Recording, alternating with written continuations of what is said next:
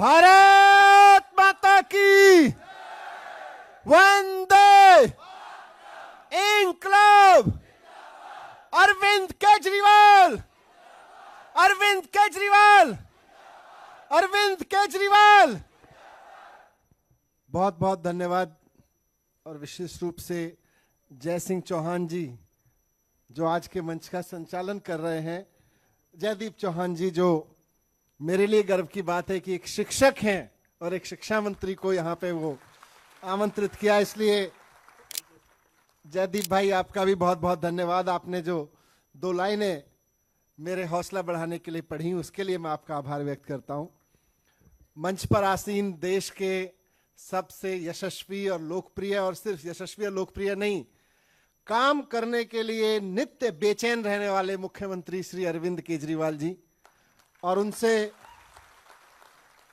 उनसे प्रेरणा लेकर और उनके मार्गदर्शन में गुजरात में भी काम की राजनीति को, लोगों के भले के लिए काम करने की राजनीति को, शिक्षा स्वास्थ्य की राजनीति को गुजरात में लाने के लिए दिन रात बेचैन होकर काम करने वाले भाई गोपाल इटालिया जी, भाई सुदान जी, नीलमणि जी, और हमारे साथ दिल्ली से कंधा मिला के गुजरात में पिछले 5 साल से काम कर रहे भाई गुलाब जी, जिनके बारे में मैं हमेशा कहता हूं कि उनके पास कमल है तो हमारे पास गुलाब है।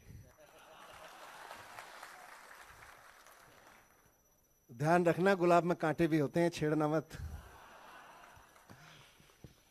बहुत बहुत आभार, और खास तौर से साबरकांठा के सभी भाइयों बहनों को बहुत बहुत आभार। आज आपने इतनी बड़ी संख्या में यहां उपस्थित होके जो हौसला हम सबका बढ़ाया है, जो उम्मीद हम सबको दी है।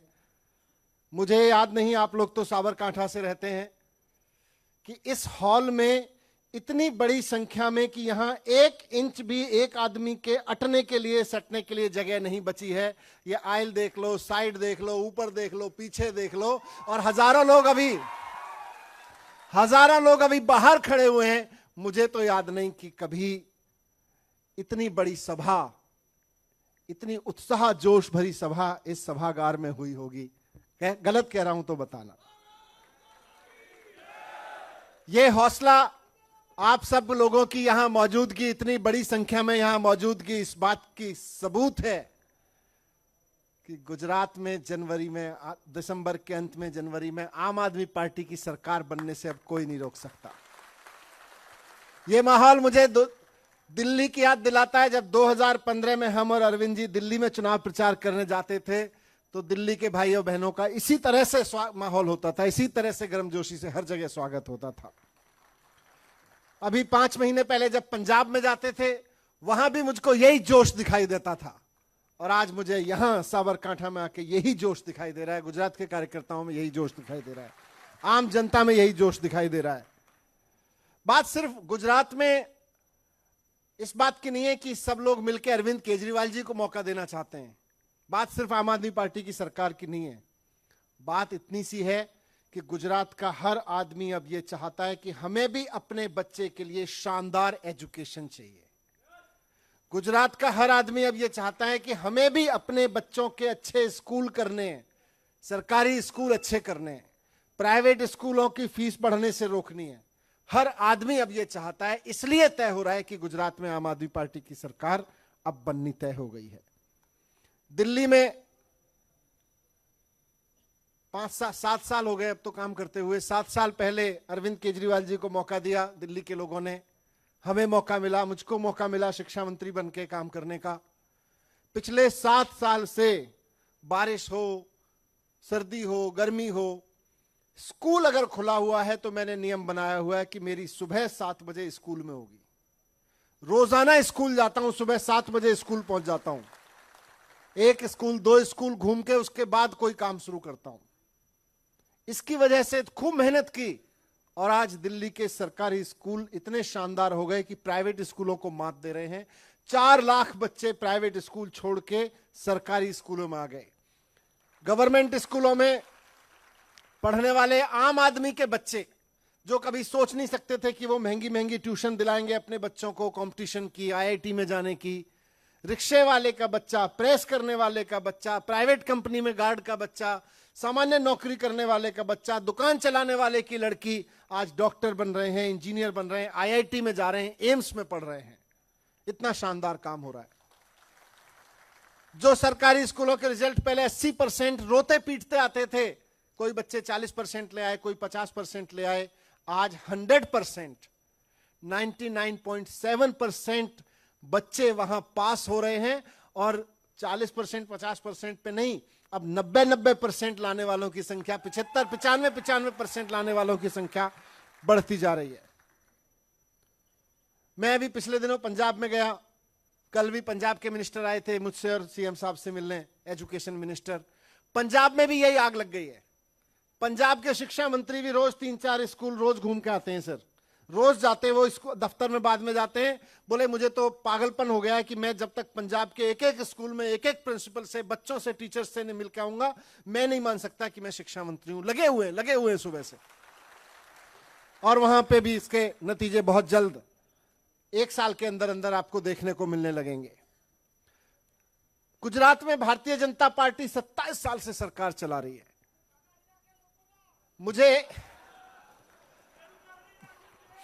मुझे लगता था कि शायद 27 साल में कुछ तो किया होगा। मुझे गोपाल भाई का फोन आया, इस्तान भाई का फोन आया पिछले दिनों, जब हम लोग अप्रैल में आए थे। अप्रैल में इन्होंने कहा कि आप गुजरात के सरकारी स्कूल देखने आओ। तो मैंने सोचा यार क्यों मरवा रहे हो, कुछ अच्छे स्कूल बना रखे होंगे वहां। तो बोले नहीं बना रखे, बहुत बुरी हालत है। दोस्त है मेरे, मैं इन पे पूरा भरोसा करता हूं, पर फिर भी थोड़ा सा डरते डरते मैं आया। मैंने कहा यार चलो देख लेते हैं क्या स्कूल दिखाना चाहते हैं, बुरी हालत है तो हो सकता है 27 साल में यहां भारतीय जनता पार्टी की सरकार है, कुछ तो किया ही होगा स्कूलों में, सरकारी स्कूलों में। मेरे को बोले चलो शिक्षा मंत्री के हलके में चलते हैं, विधानसभा में चलते हैं। तो गुजरात के शिक्षा मंत्री की विधानसभा में मेरे को ये ले गए और वहां हमने 2 स्कूल देखे, शहर में देखे, किसी गांव में भी नहीं। और दोनों के दोनों स्कूल ऐसे लग रहे थे जैसे अभी अभी किसी 6 महीने से बंद पड़े किसी कबाड़ खाने को खोल दिया गया हो। मकड़ी के जाले चारों तरफ, दीवारें सड़ी हुई, सब रोग लटक रहा है उसमें से। और बच्चे वहां बेचारे फर्श पे बैठ के पढ़ रहे हैं। टीचर से मिला तो पता चला 1-1 महीने के कॉन्ट्रैक्ट पे रखी गए टीचर्स वहां बच्चों को पढ़ा रहे थे। एक बच्चे को 5-5 क्लास को एक टीचर के जिम्मे छोड़ा हुआ था। मुझे लगता है ये तो गुजरात के बच्चों के साथ गद्दारी है, ये तो गुजरात के भविष्य के साथ गद्दारी है। आज उसी चीज को बदलने की बारी है कि आइए हम मिलके गुजरात के बच्चों का भविष्य ठीक करते हैं। आइए मिलके हम गुजरात के बच्चों को अच्छे स्कूल देने की कसम उठाते हैं। आइए मिलके हम भारतीय जनता पार्टी को हटा के अरविंद केजरीवाल जी को एक मौका देते हुए अपने बच्चों की शानदार एजुकेशन के लिए गुजरात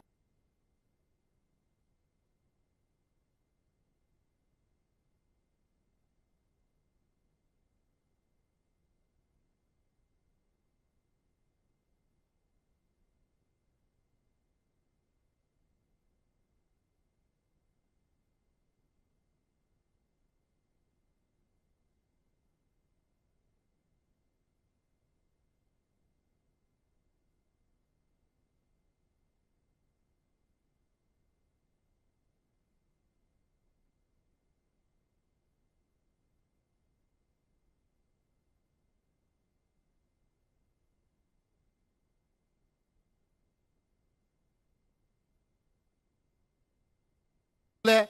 आज दिल्ली के सरकारी स्कूलों को कहते हैं स्विमिंग पूल वाला स्कूल है, फुटबॉल ग्राउंड वाला स्कूल है, शानदार लैब लैबोरेटरी वाले स्कूल हैं। एक स्कूल की लैब, लाइब्रेरी, लैबोरेटरी, खेल के मैदान। 5 साल तो बहुत लंबा समय, 27 साल की जरूरत नहीं पड़ती उसमें। 2-3 साल के अंदर अंदर गुजरात का एक सरकारी स्कूल प्राइवेट स्कूलों से शानदार ना हो जाए तो कहना इसकी गारंटी है आज। और सिर्फ बिल्डिंग चमकाने की बात नहीं है, बात सिर्फ ये नहीं है कि 5 स्टार बिल्डिंग बना देंगे। हर बच्चे का हक है गुजरात के कि उसको भी शानदार स्कूल में पढ़ने का मौका मिले, शानदार लैब में बैठने का मौका मिले, शानदार लाइब्रेरी में पढ़ने का मौका मिले। लेकिन हर बच्चे का हक है कि उसको भी प्राइवेट स्कूलों जैसी या दिल्ली के शानदार स्कूलों जैसी शानदार पढ़ाई मिले। इसलिए पढ़ाई बहुत शानदार कराएंगे, उसके लिए जितनी टीचर ट्रेनिंग करानी पड़े। आज दिल्ली में वही टीचर हैं लेकिन इतनी शानदार एजुकेशन दे रहे हैं। गुजरात में भी वही टीचर हैं, टीचर्स बहुत शानदार हैं गुजरात के। सरकार खराब है, सरकार शिक्षा पे ध्यान नहीं देती है। वही काम करेंगे। अगर मैं दिल्ली के टीचर्स को अरविंद केजरीवाल जी के आदेश पर IIM अहमदाबाद में प्रिंसिपल्स को स्कूल मैनेजमेंट की ट्रेनिंग कोर्स लेने भेज सकता हूं, तो गुजरात के प्रिंसिपल्स को क्यों नहीं भेजा जाता भाई अहमदाबाद के IIM में? अहमदाबाद तो IIM का तो गुजरात में ही है, उनको तो रोज भेजना चाहिए, यहां से खूब सारों को भेजना चाहिए, लेकिन नहीं, टीचर्स उनके प्रायोरिटी पे ही नहीं है। तो टीचर्स ट्रेनिंग दिला के, टीचर्स को सारी सुविधाएं दे के पढ़ाई शानदार करेंगे। और जो टीचर्स की कमी है, मौजूदा स्कूलों में टीचर्स की भारी कमी है, टीचर्स की कमी को पूरा करेंगे। दिल्ली में अरविंद केजरीवाल जी की सरकार ने 19,000 टीचर्स भर्ती किए हैं, 19,000। और आज मैं गुजरात में कह रहा हूं कि गुजरात में टीचर्स की भारी कमी है। आप सरकार बनवाइए, पहले साल में 1 लाख टीचर्स भर्ती करेंगे, 1 लाख नए लड़के लड़कियों को। पहले साल में 1 लाख नए नौजवान टीचर्स को नौकरी मिलेगी, सरकारी पक्की नौकरी मिलेगी। टीचर्स को, टैलेंटेड टीचर्स को नौकरी मिलेगी और बच्चों को शानदार टीचर्स मिलेंगे पढ़ाने के लिए। यह आज केजरीवाल जी की गारंटी है। और दिल्ली में, यहां गुजरात में विद्या सहायकों के बहुत सारे मसले हैं, बहुत बड़े बड़े मसले हैं विद्या सहायकों के। एक एक विद्या सहायक के सारे मसलों की अरविंद केजरीवाल जी ने लिस्ट बना रखी है। आप सरकार बनवाइए, महीने भर के अंदर अंदर सबको सॉल्व करेंगे, सारे विद्या सहायकों के मसलों को सॉल्व करेंगे। मैं यहां से पिछली बार आया था तो कुछ युवा मिले थे, गोपाल भाई और रिजवान भाई ने भी मुझे और थोड़ा अपडेट दिया कि यहां बच्चे टीचर्स में कैरियर बनाना चाहते हैं, बीएड करके बैठे हुए हैं, टीचर ट्रेनिंग लेके बैठे हुए हैं, लेकिन सरकार टीईटी का एग्जाम नहीं कराती है। लोग टीईटी का एग्जाम के लिए भटक रहे हैं, डिग्री ले लेके कि बीएड की डिग्री तो है, टीईटी नहीं है। क्यों नहीं है? क्योंकि सरकार ने नहीं कराया। सारे टीईटी के एग्जाम हमेशा समय पे कराएंगे और उसके बाद सारी भर्तियां करते रहेंगे साथ साथ में, कोई पद खाली नहीं छोड़ेंगे। ये केजरीवाल सरकार की जिम्मेदारी है। दिल्ली में करके दिखाया, पंजाब में भी करके दिखा रहे हैं और गुजरात में भी करके दिखाएंगे। ये आज आप सबके बीच में बहुत इंपॉर्टेंट गारंटी है। आइए गुजरात का भविष्य बनाते हैं। इनके हाथों में गुजरात के बच्चे सुरक्षित नहीं हैं, उनका भविष्य सेफ नहीं है। हमारे घरों में जो बच्चे हैं वो हमारे बच्चे हैं, गुजरात के बच्चे हैं। आपके बच्चे बहुत प्यारे हैं। अभी मैं यहां अंदर आया, एक बहन ने फूल दिया, टीका लगा के स्वागत किया। एक छोटी सी बच्ची, इतनी सी, बहुत भीड़ के बीच में बड़े हौसले से केजरीवाल जी को फूल देने के लिए खड़ी थी। मैंने उसको गोद में उठा लिया। मुझे लगा यही तो भविष्य है जिसको ऊपर उठाना है। आइए मिलकर गुजरात के भविष्य को ऊपर उठाते हैं। आखिर में एक चीज कहूंगा, लड़ाई आसान नहीं है। आप सब लोगों का जोश देख के हौसला हम सबका भी बढ़ता है, हमारा सबका हौसला देख के आप सबका भी बढ़ता है, एक दूसरे का देख के सबका बढ़ता है। अभी 2 दिन पहले मेरे घर में कुछ बिन बुलाए मेहमान आए थे। मेहमान अच्छे लगते हैं, लोग अच्छे थे, लेकिन जिन्होंने भेजे थे उन्होंने बिना बुलाए भेज दिया था। मैं डरता नहीं हूं, मैं अरविंद केजरीवाल जी का सिपाही हूं, ईमानदार हूं। काम करने की राजनीति और ईमानदारी की राजनीति अरविंद केजरीवाल जी के साथ पसीना बहा के सीखी है। मैं डरता नहीं हूं। और इसीलिए जब मेरे घर में सीबीआई पहुंची तो यकीन मानिए मेरे भाई और बहनों, मुझे 1 सेकंड के लिए भी डर नहीं लगा, 1 सेकंड के लिए भी घबराहट नहीं हुई। थोड़ा दिल दुखा, दिल दुखता है, दिल दुखता है। मेरे घर में आके, आपके घर में आके, किसी भी के भी घर में आके अगर कोई आदमी ये कहे कि हटो हमारे सामने से, हम आपके कपड़ों की अलमारी खोल के देखना चाहते हैं, आपके बीवी के कपड़ों की अलमारी खोल के देखना चाहते हैं क्या छिपाया हुआ है आप लोगों ने, आपके बच्चों के कपड़ों की अलमारी, उसके म्यूजिक, उसकी गिटार को पलट पलट के देखना चाहते हैं, तो दिल तो दुखता है, लेकिन मन मजबूत है क्योंकि ईमानदार हैं। मन नहीं टूटा, दिल दुखता है कि यार दिल्ली के 18 लाख बच्चों के लिए 7 साल से मेहनत कर रहा हूं और केजरीवाल जी के साथ मिलकर देश के करोड़ों बच्चों को, एक एक बच्चे को शानदार एजुकेशन देने के लिए सुबह से शाम तपस्या कर रहा हूं। और उसके बाद केंद्र में बैठे हुए निजाम को डर लगता है केजरीवाल जी से, इसलिए केजरीवाल जी के शिक्षा मंत्री को गिरफ्तार करने के लिए, उसके घर रेड डालने के लिए, उसके घर कपड़ों की अलमारी, उसके घर चावल, उसके घर गद्दे, उसके घर तकिया, उसकी रजाई, उसके कंबल में आप छान रहे हो कि कहीं कुछ सोना तो नहीं छिपा रखा, कहीं कोई पैसे तो नहीं छिपा रखे। मैं जानता हूं, मेरा भगवान जानता है, मेरे केजरीवाल जी जानते हैं, सब जानते हैं, मेरे दोस्त जानते हैं, मेरी बहनें भाई जानते हैं, हम ईमानदार लोग हैं, डरता नहीं हूं। इसीलिए जब आज ये बात आपने मीडिया पे देखी होगी, मेरे पास में मैसेज आया कि ये सीबीआई और ईडी, आप अगर इनसे बचना चाहते हो, अभी आपको गिरफ्तार करने की और बड़ी बड़ी तैयारियां चल रही हैं, आपके सारे केस खत्म करा देंगे, आपको कुछ नहीं होने देंगे, बस आप केजरीवाल जी का साथ छोड़ दो, आम आदमी पार्टी छोड़ दो। और दूसरा कहा कि पार्टी तोड़ दो, आम आदमी पार्टी छोड़ के आम आदमी पार्टी को तोड़ के ले आओ, भारतीय जनता पार्टी के पास कोई सीएम फेस नहीं है, हम आपको मुख्यमंत्री बना देंगे।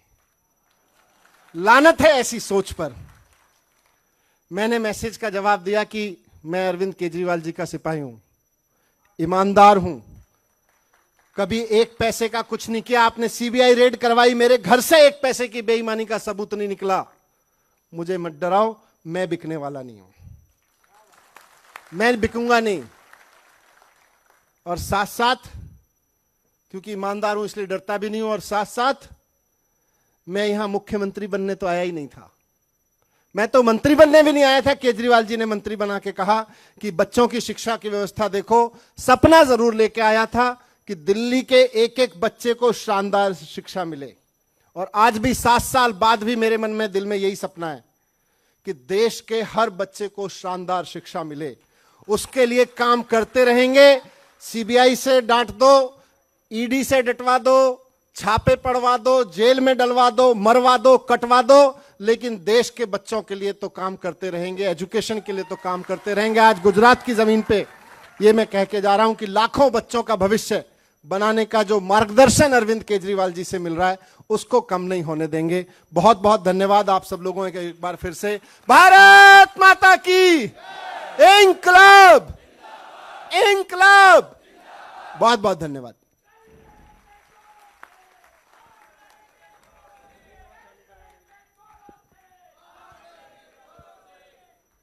सर जी, मैं इतना बता सकता हूं, दिल में दुख मत लेना, जरा सा भी दुख मत लेना, क्योंकि आपकी एक आवाज पर ये सामने बैठे हैं आपके जो वॉलेंटियर है, ये लड़ने को तैयार है, मिटने को तैयार है। आप आवाज दो, दुख जरा भी नहीं करना।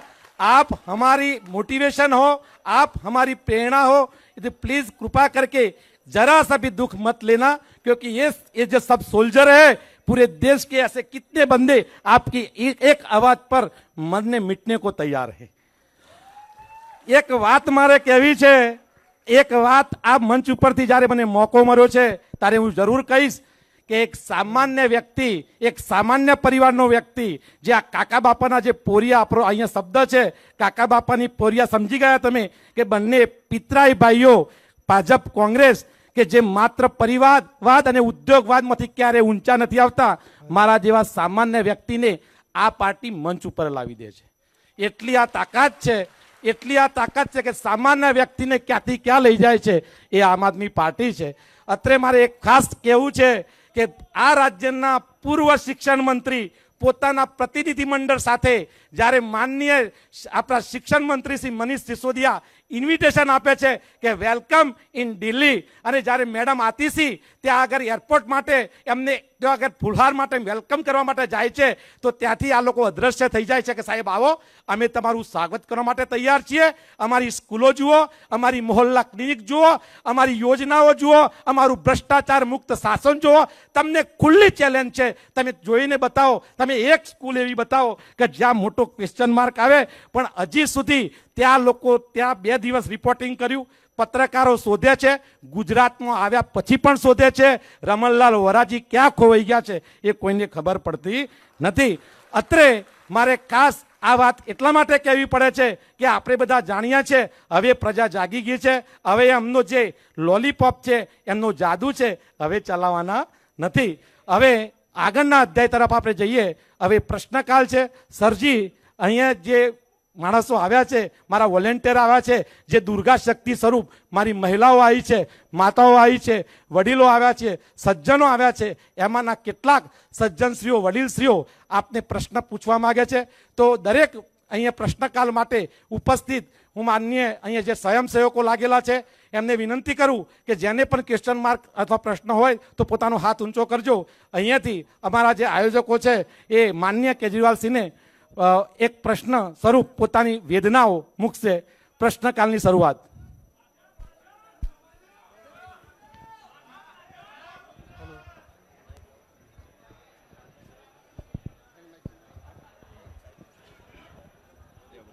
हेलो, माननीय अरविंद केजरीवाल जी, मनोज सिसोदिया सर से मैं कहना चाहता हूँ कि जैसे आज दिल्ली में और पंजाब में आपने देखा होगा कि बहुत से ऐसे निवेशक आज जो पीएससीएल पल्स पीड़ित है, वैसे हमारे गुजरात में 30 लाख परिवार पीड़ित है. आज साबरकांठा में अरवली के 4 लाख पीएससीएल पीड़ित है सर, और उनका आज 500 करोड़ से ज्यादा पीएससीएल कंपनी में पैसा फंसा हुआ है. आज पंजाब में जो मुख्यमंत्री जो बने, उन्होंने एक गारंटी चुनाव के टाइम दिया था कि पीएससीएल का हर लोगों का पैसा दिलाएंगे, और वहां के जो लोगों ने आम आदमी पार्टी का सपोर्ट किया और वो आज पंजाब में आम आदमी पार्टी की सरकार बनी. वैसे ही गुजरात में सर 30 लाख जनता पीएससीएल से प्रभावित है. यदि आम आदमी पार्टी इन सभी निवेशकों का पैसा दिलाने की गारंटी देती है तो 30 लाख परिवार है सर, और एक परिवार का 5 वोट गिने तो आम आदमी की सरकार जरूर बनेगी गुजरात में सर.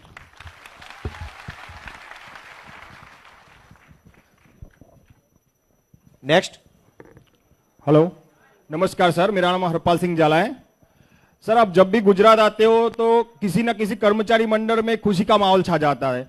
कल एक वीक पहले आप गुजरात पुलिस में फैमिली में खुशी का माहौल छा गया. आज अपने विद्यासागरों की फैमिली में खुशी का माहौल छा दिया. अब हमारे दोस्त और हमारे रिलेटिव टेक्निकल कर्मचारी है, 55,000 कर्मचारी है, जिनको और टाइम में तकलीफ पड़ती है, और जो उनका क्लास 3-4 में भर्ती होता है, बराबर, और उनको आपके गुजारिश है कि उनकी जो मांगे कर्मचारी 55,000 कर्मचारी जो यूजीवीसीएल में और टेक्निकल स्टाफ है, उनकी हम डिमांड है कि उनका जो मुद्दा है वो आप हाईलाइट करें और उनकी डिमांड पूरी करें सर.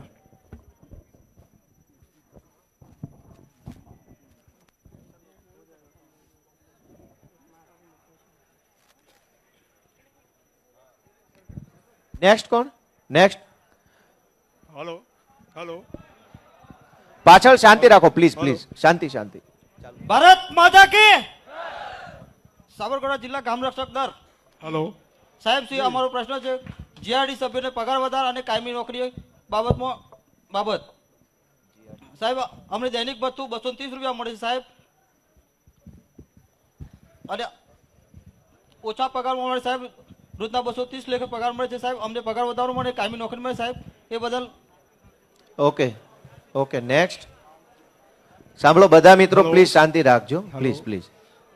हेलो जी, माननीय अरविंद केजरीवाल सर जी, मनोज सिसोदिया सर जी, साबरकांठा धरती पर आपका स्वागत करता हूं तहे दिल से. और मेरा क्वेश्चन है कि सरकार 5 साल के लिए चुनी जाती है और लास्ट ईयर होता है, उस वक्त चुनावी मतलब से भर्ती प्रक्रिया का आयोजन होता है. इसमें एक ही 3-4 डिपार्टमेंट की एक साथ भर्ती की जाती है और उसमें वेटिंग लिस्ट नहीं होता है। उस वजह से कभी कभी पुलिस का मेरिट बाहर आने के बाद जो बच्चे पुलिस में रह जाते हैं वो कभी तलाटी में चले जाते हैं, तो पुलिस की वैकेंसी रह जाती है लास्ट में। तलाटी वाले लोग मेरिट बनने के बाद जब सचिवालय में जाते हैं तो तलाटी में लास्ट वैकेंसी रह जाती है। उस वजह से कभी बच्चे बेरोजगार रह जाते हैं। उसके बाद 5 साल के बाद भर्ती आती है तो उसमें उसकी उम्र हो जाती है, तो वो काफी दिक्कत की बात है। यानी कि 1 साल के लिए वेटिंग लिस्ट होना ही चाहिए, हर भर्ती हो, तो इसके लिए बच्चों को फायदा हो सकता है। Thank you.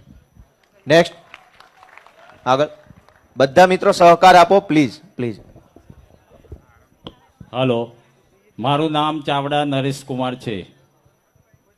મારો એક જ મુદ્દો છે કે ગુજરાત સરકારને કે 10 દિવસથી મારા ગામમાં તલાટી સાહેબ આવતા નથી અને ગામના લોકો ત્રાહિમામ થઈ ગયા છે અને ગુજરાત સરકાર કોઈ એક્શન લેતા નથી. જય હિન્દ. Okay,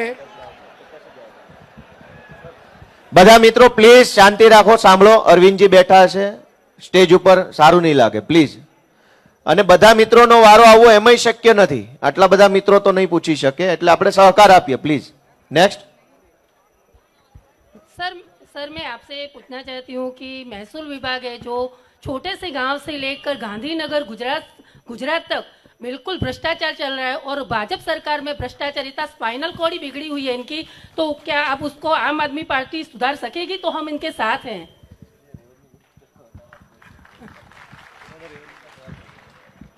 next.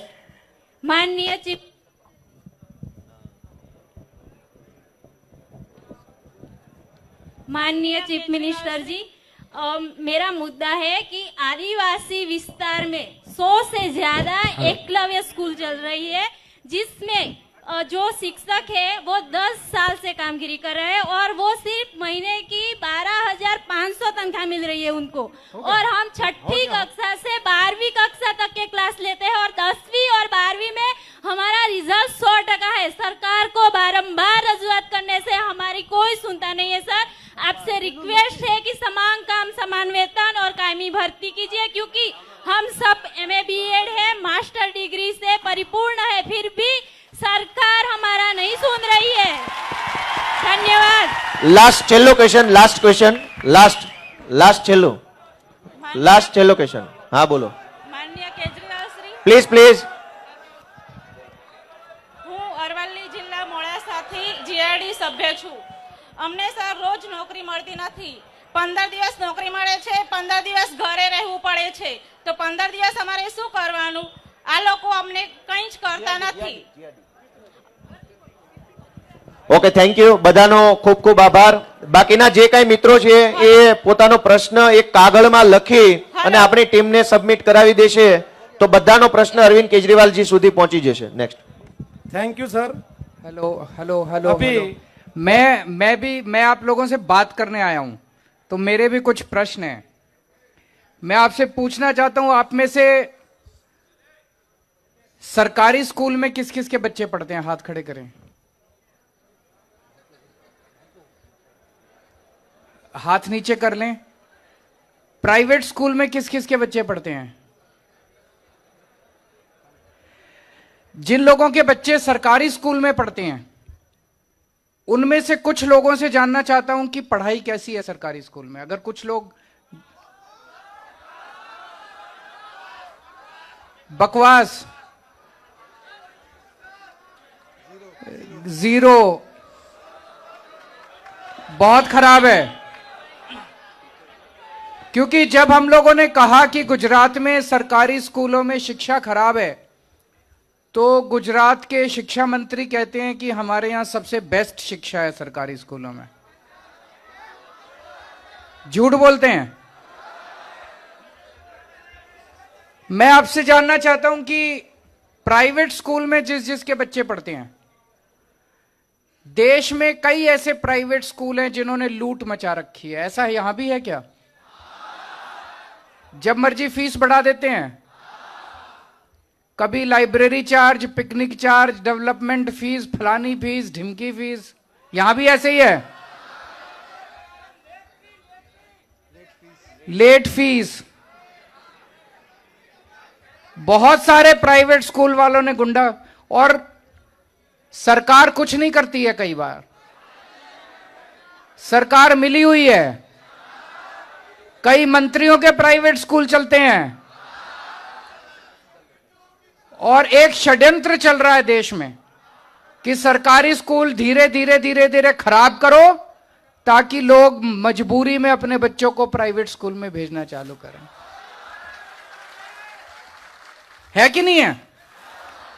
अच्छा, आप में से अगर आपके घर में कोई बीमार हो जाए तो सरकारी अस्पताल में कौन कौन जाता है? कोई नहीं जाता है। प्राइवेट अस्पताल में कौन कौन जाता है? तो सरकारी अस्पताल में इलाज ठीक से नहीं होता,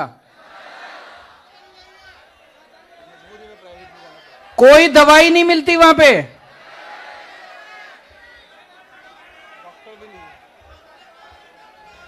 तो अब मैं थोड़ा सा मैंने सारे आपके प्रश्न लिखे हैं, तो मैं भी आपसे थोड़ा 2 मिनट बात करूंगा। Thank you sir. જેમનો સ્વભાવ, જેમની લાઈફસ્ટાઈલ, એ આપણને એક મેસેજ આપે છે એવા દિલ્હીના માનનીય મુખ્યમંત્રી શ્રી, રાષ્ટ્રીય સંયોજક શ્રી અરવિંદ કેજરીવાલ સાહેબ આપણી વચ્ચે ઉપસ્થિત।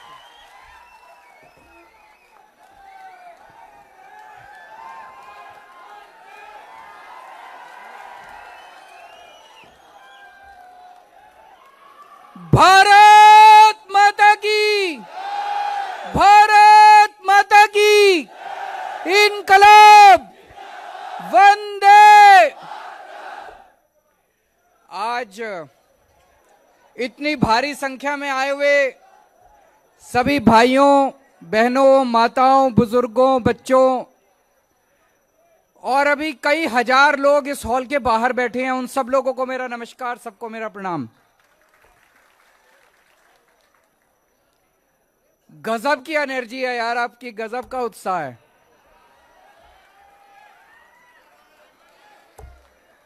और अभी हम अहमदाबाद से निकले यहां आने के लिए, सड़क के दोनों तरफ इतने लोग थे, इतने लोग थे, ऐसे लग रहा था जैसे गुजरात के अंदर क्रांति आ रही है।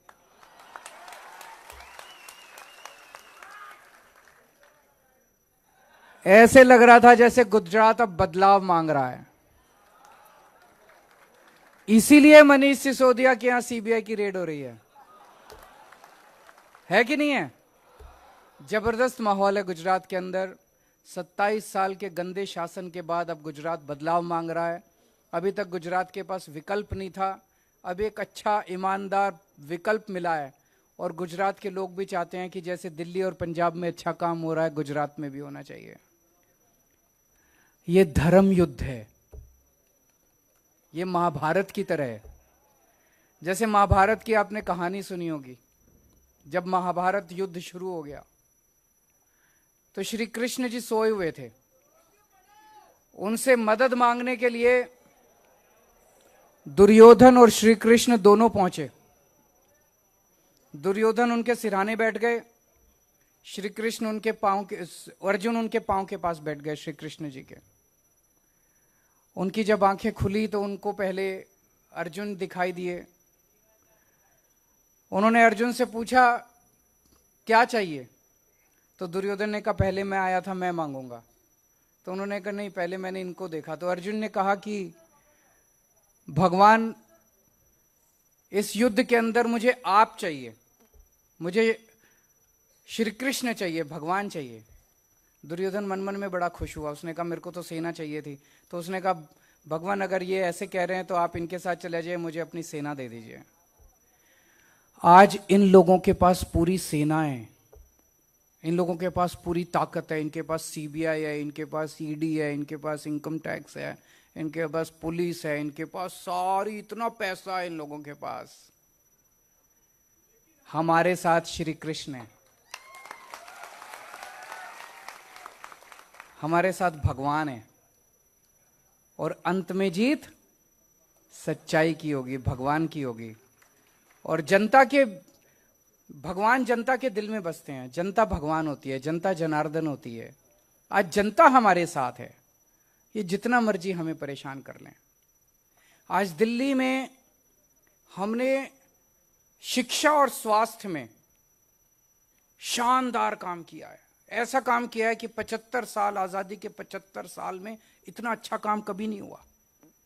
जैसा भी मैं आपसे पूछ रहा था, मैंने आप लोगों से पूछा भाई सरकारी अस्पताल में कौन कौन लेके जाता है? कोई नहीं लेके जाता। दिल्ली में आजकल अमीर लोग भी सरकारी अस्पताल में अपना इलाज कराते हैं।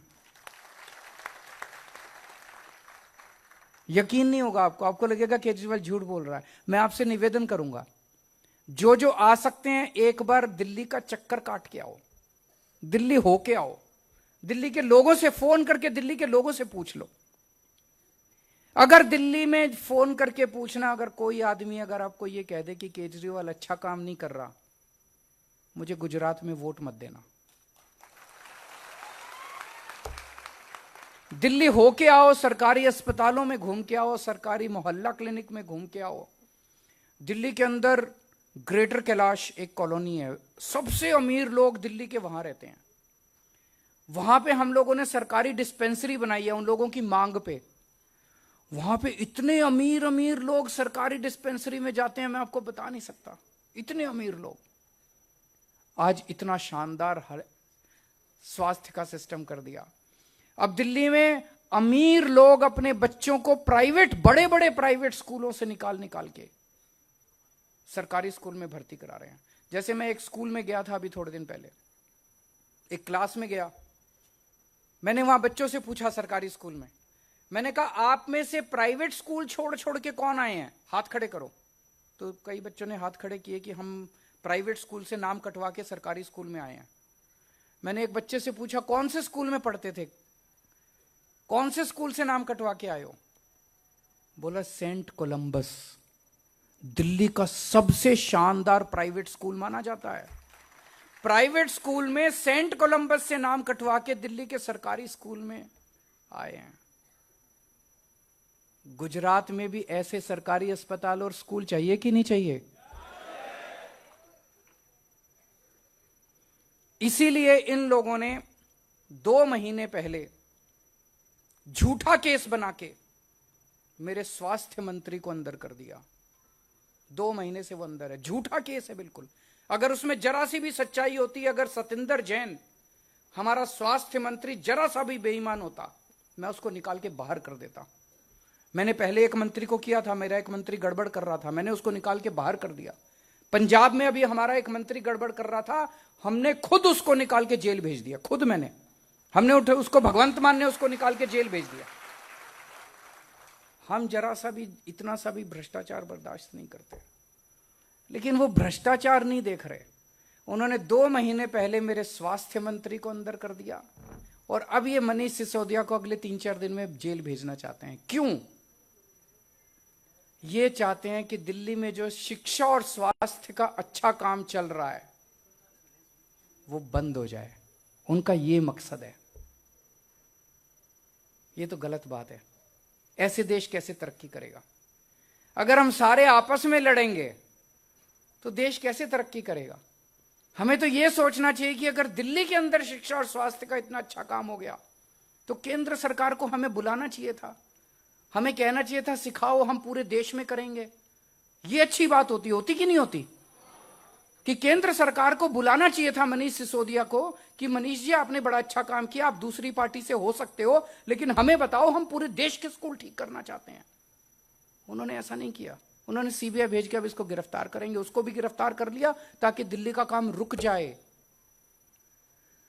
दिल्ली का काम रुकने नहीं देंगे। थोड़ी अड़चन आ सकती है, थोड़े दिन के लिए स्पीड कम हो सकती है, लेकिन काम नहीं रुकने देंगे हम लोग।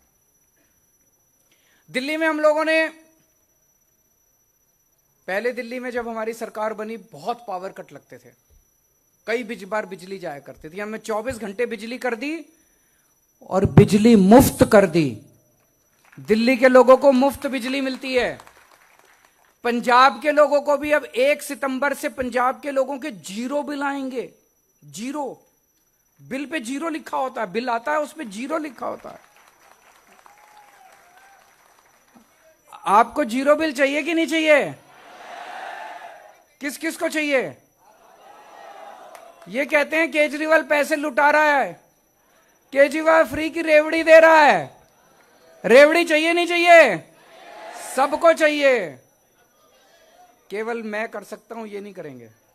27 साल में इन्होंने नहीं किया, तो मेरी पहली गारंटी है हमारी सरकार बनेगी, सरकार बनने के 3 महीने के अंदर आपके सबके बिजली के बिल जीरो आया करेंगे। मैं देख रहा हूं महिलाओं के ज्यादा चेहरे खुश हैं, क्योंकि घर तो आप ही को चलाना होता है। आदमी तो महीने के अंत में आके पैसे रख देता है आपके हाथ में, फिर आप जानो आपका काम जाने, है ना। तो महिलाएं ज्यादा खुश हैं। तो बिजली के बिल जीरो आएंगे, जीरो। कुछ नहीं होता उसमें, 1 रुपया 2 रुपया भी नहीं आता, कुछ नहीं, जीरो बिल आता है। तो सरकार बनने के 3 महीने के अंदर आपके बिजली के बिल जीरो आया करेंगे। फिर दिल्ली में हमने आज पूरे देश में सबसे ज्यादा समस्या रोजगार की है कि नहीं है? नौकरी नहीं है, रोजगार नहीं है, काम नहीं है करने को, खाली बैठे हैं बच्चे घर में, पढ़ लिख के खाली बैठे हैं। कहां जाएं, किससे बात करें, कोई सुनने को तैयार नहीं है। इनके पास जाओ तो ये तो कहते हैं कि किसको, इनको तो अब चिंता भी नहीं है बीजेपी वालों को। गुजरात में इनसे हम बात करते हैं, हम कहते काम क्यों नहीं करते, कहते क्या जरूरत है, जनता किसके पास जाएगी, हमारे ही पास आएगी। 27 साल हो गए इनको। इतना अहंकार हो गया इन लोगों को, इतना अहंकार हो गया बीजेपी वालों को। दिल्ली में पिछले कुछ सालों के अंदर, 5 साल के अंदर, मैंने 12 लाख बच्चों को रोजगार दिलवाया है। 12 लाख बच्चों को। दिल्ली तो छोटा सा है, वहां 12 लाख बच्चों को दिलाया, तो यहां तो ज्यादा ही दिला देंगे। करना आता है हम लोगों को, रोजगार दिलाना आता है, हम ही को आता है, इनको नहीं आता, हम ही को आता है। तो गुजरात में हमने गारंटी दी है, गुजरात के हर बेरोजगार युवा को रोजगार दिलाएंगे 5 साल में। और जब तक रोजगार नहीं मिलता, हर बेरोजगार युवा को 3,000 रुपए महीने का बेरोजगारी भत्ता।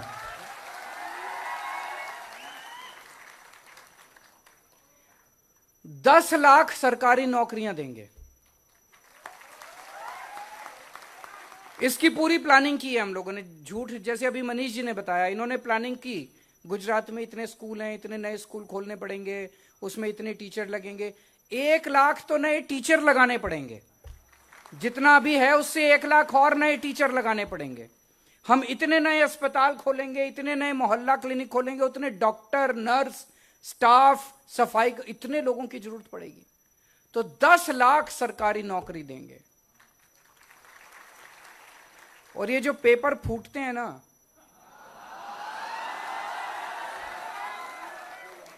इसका कानून लेके आएंगे, इसका कानून लेके आएंगे। पेपर फूटने वालों को जिंदगी भर जेल में रखेंगे।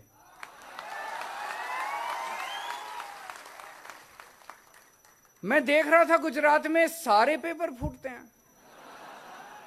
जो सरकार एक पेपर नहीं करा सकती, वो सरकार क्या चलाएंगे? उनके बस की बात नहीं है। जो सरकार, एक दिल्ली में अभी तक एक पेपर नहीं फूटा 7 साल में। जो गुजरात में अगर सरकार एक पेपर नहीं चला से, एक पेपर नहीं कर सकती, वो क्या सरकार चलाएगी? उनको छोड़ देना चाहिए, उनके बस की बात नहीं है। हम एक भी पेपर नहीं फूटने देंगे, टाइम पे पेपर होंगे सारे के सारे, और इसके खिलाफ एक सख्त कानून लेके आएंगे। और एक बात, 18 साल से ऊपर की हर महिला को हर महीने 1000 रुपए उसके अकाउंट में देंगे। होना चाहिए कि नहीं होना चाहिए? मैं बहुत सारी ऐसी गरीब बेटियों को जानता हूं जिनको एडमिशन मिल जाता है अच्छे कॉलेज में, लेकिन पिताजी के पास पैसा नहीं है आने जाने का पैसा देने के लिए, कॉलेज की फीस देने के लिए पैसा नहीं है। अगर उनको 1000 रुपए उनके अकाउंट में जाएगा तो उस बच्ची की पढ़ाई पूरी हो जाएगी। आजकल महंगाई इतनी ज्यादा हो गई, एक औरत अपने बच्चों को पालती है, अगर 1000 रुपए उसके हाथ में जाएगा तो बच्चों के लिए कुछ फ्रूट्स ला सकती है, दूध ला सकती है, कुछ उसको दे सकती है। एक बुजुर्ग महिला है, बेटी घर में आती है, उसका मन करता है थोड़े से पैसे बेटी के हाथ में रख दूं, फिर वो अपने पति से मांगती है, अपने बेटे से मांगती है।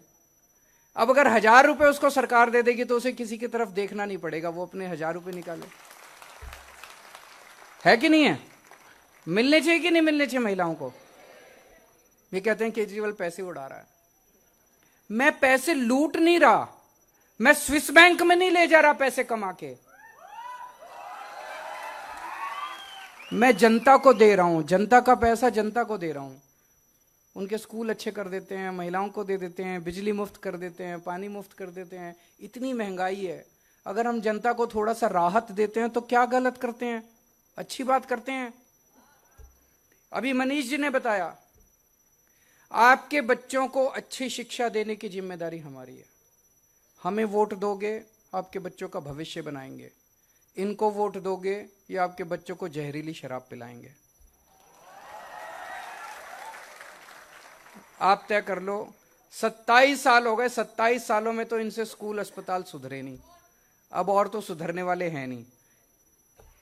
आज मैं आपको स्वास्थ्य के ऊपर बात करना चाहता हूं। जैसे दिल्ली में हम लोगों ने क्या किया, पहले सारे स्कूल ये अस्पताल वगैरह ठीक करके, दिल्ली में अब 2 करोड़ लोग हैं। हर आदमी का, हर बच्चे का, हर बुजुर्ग का पूरा इलाज मुफ्त कर दिया, चाहे अमीर हो चाहे गरीब हो। आप अगर बुखार हो गया, मोहल्ला क्लिनिक चले जाओ, सारे टेस्ट फ्री हैं, कोई नहीं पूछते। वो ये नहीं पूछते बीपीएल कार्ड लेके आओ, कुछ नहीं। वो ये भी नहीं पूछते दिल्ली से आए हो कि कहीं से आए हो। आप चले जाओ मोहल्ला क्लिनिक में, आप बोलो मैं बीमार हूं, डॉक्टर देखेगा आपको, टेस्ट लिखेगा, टेस्ट अगले दिन रिजल्ट ले जाओ, फ्री में टेस्ट होता है, फ्री में डॉक्टर देखता है। एयर कंडीशनड मोहल्ला क्लिनिक, ऐसे प्राइवेट अस्पताल भी नहीं मिलते। और सारी दवाइयां मुफ्त देते हैं। आपको बड़ी बीमारी हो जाए, कैंसर हो गया, किडनी ट्रांसप्लांट करना है, कई लाख रुपए लगेंगे, आप दिल्ली सरकार के बड़े अस्पताल में चले जाओ, सारा ऑपरेशन मुफ्त, सारे टेस्ट मुफ्त, सब कुछ मुफ्त होता है वहां पे। चाहे 40 लाख रुपए का भी खर्चा आएगा, आपको चिंता करने की जरूरत नहीं है, सारा दिल्ली सरकार देती है। तो सबसे पहली गारंटी मेरी सेहत पे है कि सबको मुफ्त इलाज देंगे, अच्छा इलाज देंगे। गुजरात के हर नागरिक का पूरा इलाज, अच्छा इलाज देने की जिम्मेदारी हमारी होगी। दूसरा, सारी दवाइयां, सारे टेस्ट, सारा इलाज, सारे ऑपरेशन, सब कुछ मुफ्त होगा। तीसरा, हर गांव में और शहर के हर वार्ड में एक एक मोहल्ला क्लिनिक खोलेंगे, जैसे दिल्ली में खोला है। चौथा, जितने सरकारी अस्पताल हैं उन सारे अस्पतालों को शानदार बनाएंगे, एयर कंडीशनड बनाएंगे, डॉक्टर को अच्छा करेंगे, अच्छा इलाज करेंगे, सब पूरा कायाकल्प करेंगे सरकारी अस्पतालों का, और कई नए सरकारी अस्पताल खोलने पड़ेंगे। और पांचवा, दिल्ली में हमने एक योजना की है, अगर किसी का एक्सीडेंट हो जाए, किसी का भी एक्सीडेंट हो जाए, अमीर हो गरीब हो, चाहे कोई बाहर का हो, मान लीजिए बॉम्बे से कोई गुजरात आया और उसका गुजरात में आके एक्सीडेंट हो गया, उसका पूरा इलाज चाहे बड़े से बड़े प्राइवेट अस्पताल में कराना पड़े, पूरा इलाज दिल्ली सरकार देती है। यही गुजरात में करेंगे। अगर एक्सीडेंट हो जाता है तो चाहे प्राइवेट में आपका इलाज कराना पड़े, सारा खर्चा दिल्ली सरकार देगी। पिछले 3 साल में दिल्ली में हम 13,000 जिंदगी बचा चुके हैं, 13,000 लोगों को। तो मेरा तो नारा है, तुम मुझे वोट दो, मैं तुम्हारे बच्चों का भविष्य बना दूंगा। तुम मुझे वोट दो, मैं तुम्हें फ्री बिजली दूंगा। तुम मुझे वोट दो, मैं तुम्हारा इलाज मुफ्त कराऊंगा। तुम मुझे वोट दो, महिलाओं के लिए हर महीने 1,000 रुपए दूंगा। और जितने पुलिस वाले हैं भाई बहन, उनको मैं कहना चाहता हूं, वो बड़े दुखी थे, अब खुश हैं।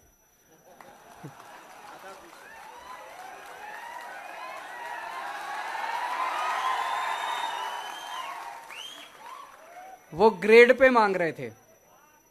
मैं एक बार ही आया तो मैंने प्रेस कॉन्फ्रेंस में कहा भी इनकी डिमांड जायज है, इनको ग्रेड पे मिलनी चाहिए। तो उन्होंने, सब लोगों ने मेरी तस्वीर और मेरा वीडियो अपनी डीपी में लगा लिया व्हाट्सएप पे। गुजरात सरकार घबरा गई बुरी तरह से। अगले दिन गृह मंत्री ने प्रेस कॉन्फ्रेंस करके बोला कि इनकी डिमांड हम मानेंगे, लेकिन उनकी नीयत खराब थी, पूरी डिमांड नहीं मानी। उन्होंने क्या किया, ग्रेड पे नहीं दिया, उनको केवल भत्ता बढ़ा दिया। तो मेरी अब उनको डिमांड है, मेरी अब उनको निवेदन है सारे पुलिस के भाइयों को कि इनसे भत्ता ले लो,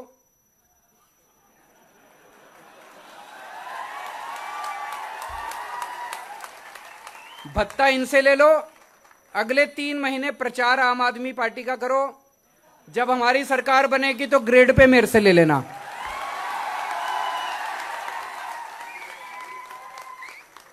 सही है ना? अभी कल मेरे को पता चला इन्होंने 1 करोड़ रुपया, अभी थोड़े दिन पहले जब मैं आया मुझे पता चला कि यहां पे गुजरात का कोई रहने वाला व्यक्ति फौज में अगर है और वो शहीद हो जाता है तो गुजरात सरकार की योजना थी उसको 1 लाख रुपए देते हैं, और वो भी नहीं देते, उसके लिए भी दौड़ाते हैं उसको। ये तो हमारे सैनिकों के साथ अपमान है। जो देश के लिए शहीद होते हैं उनका तो सम्मान कर, उनके परिवार का मरने के बाद सम्मान करना चाहिए, देश को उसका ख्याल रखना चाहिए। दिल्ली में हम लोगों ने उनके सम्मान में 1-1 करोड़ रुपए का हम उनको चेक, मैं खुद जाता हूं उनके घर। दिल्ली का रहने वाला कोई भी शहीद अगर होता है तो मैं खुद 1 करोड़ रुपए का चेक लेके उसके घर जाता हूं, उसके परिवार को दे के आता हूं। तो जब मैं पिछली बार आया गुजरात, मैंने कहा कि गुजरात के पूर्व सैनिक भी यहां हड़ताल पे बैठे हुए थे। मैंने कहा इनकी मांग जायज है, 1 करोड़ रुपया गुजरात के सैनिकों को भी मिलना चाहिए। तो गुजरात सरकार ने कल ऐलान तो किया, लेकिन लोग कह रहे हैं देंगे नहीं। चुनाव है इसलिए किया, क्योंकि अगर इनकी देने की नीयत होती तो बीजेपी पूरे देश में जहां जहां बीजेपी की सरकार है सब जगह करती, बाकी कहीं नहीं किया, गुजरात में किया। इसलिए मैं इनसे मांग करता हूं, अगर तुम्हारी नीयत साफ है तो पिछले 5 साल में जितने शहीद हुए थे अगले 10 दिन में उनको दे दो, और अगर नहीं दोगे तो जनता सोचेगी झूठ बोल रहे हैं, चुनाव के बाद पलट जाएंगे। और दूसरी बात, दिल्ली में हम केवल सैनिकों को नहीं देते, हम दिल्ली पुलिस वालों को भी देते हैं। पुलिस भी तो अपनी जान हथेली पे रख के, पुलिस वाले भी तो शहीद होते हैं, पुलिस वाले भी तो ड्यूटी में कितनी बार शहीद होते हैं। तो गुजरात पुलिस वालों को भी इस 1 करोड़ की योजना में शामिल किया जाना चाहिए। गुजरात पुलिस से भी अगर कोई शहीद हो तो उसके परिवार को मरने के बाद, शहीद होने के बाद 1-1 करोड़ का उसको सम्मान राशि मिलनी चाहिए। मिलनी चाहिए कि नहीं मिलनी चाहिए? जितने हमारे स्टेट ट्रांसपोर्ट के कर्मचारी हैं वो भी बहुत दुखी हैं, वो मेरे से मिलने के लिए आए थे। तो मैं उनको भी ये आश्वासन देना चाहता हूं, उनकी तनख्वाह बहुत कम है, वो चाहते हैं कि उनकी तनख्वाह बढ़ाई जाए। जितने ड्राइवर हैं, जितने कंडक्टर हैं, सरकार बनने के 1 महीने के अंदर हम आपकी तनख्वाह बढ़ा देंगे, लेकिन उसके पहले आपको भी एक काम करना पड़ेगा। सभी ड्राइवर कंडक्टर आज से कमर कस लो, बस में जितनी सवारियां हैं सबको बोलो कि झाड़ू पे वोट डालना है। मंजूर है? सारे ड्राइवर, सारे कंडक्टर जितने हैं गुजरात के स्टेट ट्रांसपोर्ट में, सारे बोलो, एक हर बस में सामने खड़े होकर बोलो कि सारी सवारियां सुनो, जब टिकट देते टाइम उनको बोलो कि झाड़ू झाड़ू झाड़ू।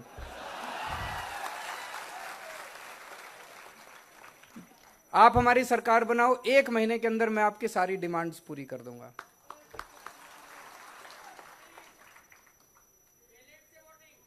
हैं जी, बैलेट्स एक काम करते हैं, कोई मुझे बता रहा था, मुझे पता नहीं है, कहते हैं वोटिंग मशीन में इतने परसेंट उतने परसेंट गड़बड़ होती है। लेकिन तुम इतने वोट देना, उनकी वोटिंग मशीन भी, उनका फॉर्मूला खत्म हो जाए। जैसे दिल्ली और पंजाब वालों ने दिया, दिल्ली में 70 में से 67 सीट पिछली बार, इस बार 62 सीट। पंजाब में 117 में से 92 सीट। गुजरात में कितनी दोगे?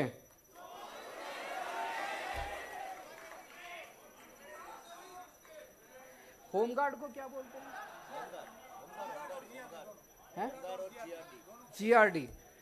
होमगार्ड जितने हैं वो भी मेरे से मिलने आए थे, जीआरडी, और उनकी भी बहुत सारी समस्याएं हैं। दिल्ली में भी थी। होमगार्ड वालों से तो मैं दिल्ली में, जब मैं मुख्यमंत्री नहीं बना था, बनने के बाद भी बहुत मिलता था।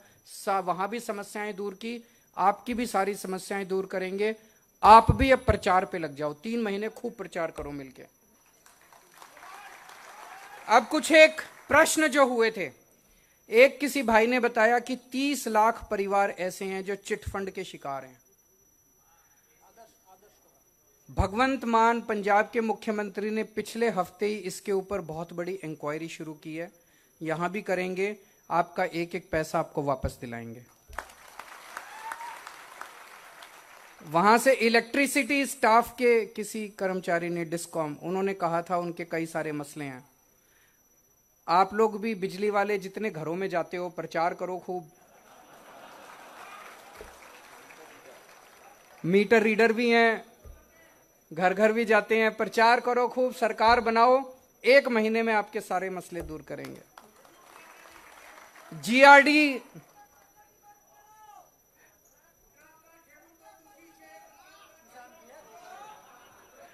मैं सबसे मिलूंगा एक एक करके। अभी अगले 2 महीने में मैंने प्लान किया है। जैसे जीआरडी है, जीआरडी वालों से मैं सोच रहा हूं एक बड़ी मीटिंग रखूंगा। आप मेरे को बुलाओ, एक मीटिंग रखो अपनी, मैं आऊंगा आपकी मीटिंग में, आपकी सारी समस्याएं सुनेंगे। देखो कुछ लोग ऐसे हैं जो सरकारी कर्मचारी हैं, वो मीटिंग कर नहीं सकते, उनकी मजबूरी है, सरकार उनको नौकरी से निकाल देगी, उनको मैं ऐसे ही बोलता हूं।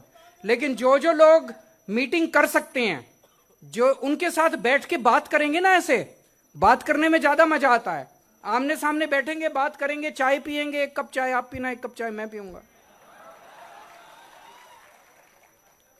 एक प्रश्न बड़ा जरूरी आया कि हर बार जब ये सरकार बनाते हैं, 4 साल कोई भर्ती नहीं करते, 5वें साल में भर्ती करते हैं, क्योंकि इनकी नीयत खराब होती है।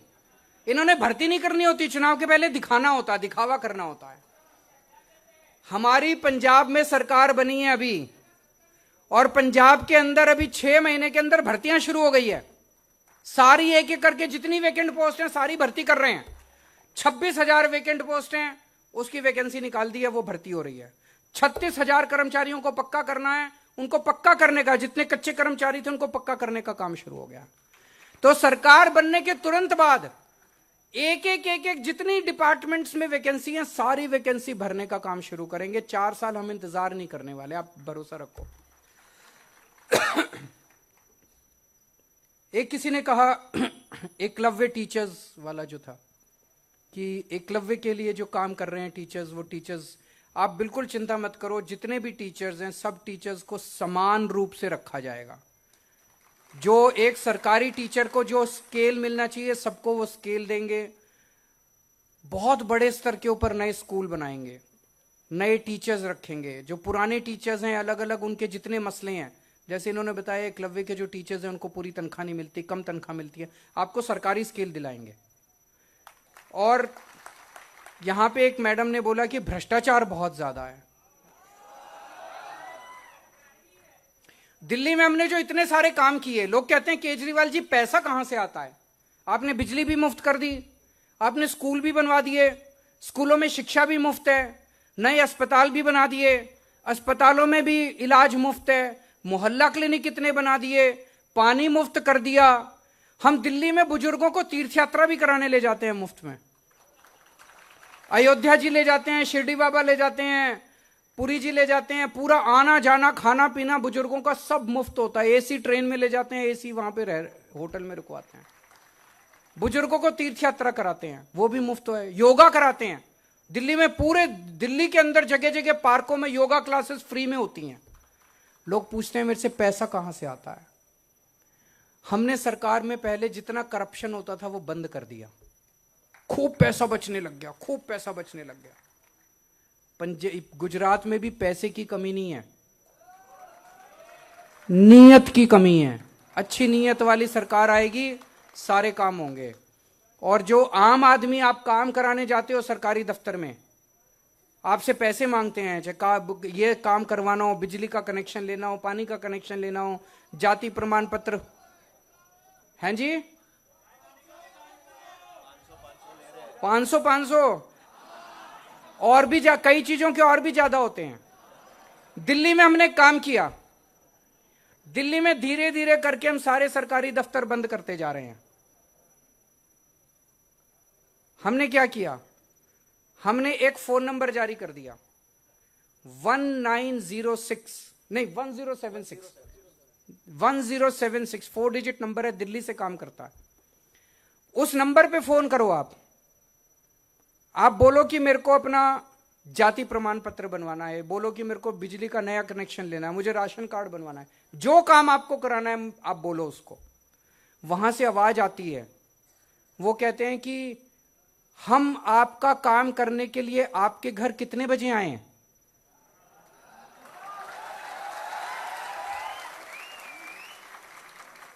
पूरी दुनिया में ऐसी सर्विस नहीं है, पूरी दुनिया में, अमेरिका में भी नहीं है, दिल्ली में है।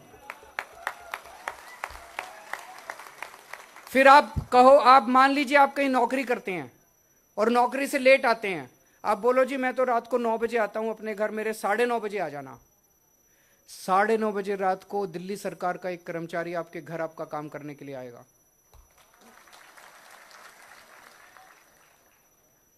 और वो आके आपको कहेगा ये पेपर चाहिए, आप उसको पेपर दीजिए, अपने साथ एक फोटोकॉपी मशीन लेके आएगा, वो आप पूरी फोटोकॉपी कर लेगा, आपको एक रसीद दे के जाएगा और 10 दिन के अंदर आपका कार्ड या जो भी काम है वो आपके घर आपके बाय पोस्ट आ जाएगा। आपको किसी को रिश्वत देने की जरूरत नहीं है, लाइनों में लगने की जरूरत नहीं है, रिश्वत देने की जरूरत नहीं है, दलालों के चक्कर काटने की जरूरत नहीं है। गुजरात में भी हो सकता है, एक ही शर्त है, आम आदमी पार्टी की सरकार बननी चाहिए।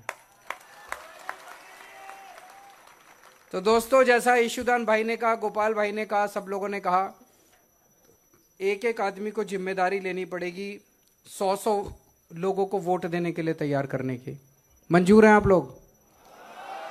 सब लोगों को जिम्मेदारी लेनी है।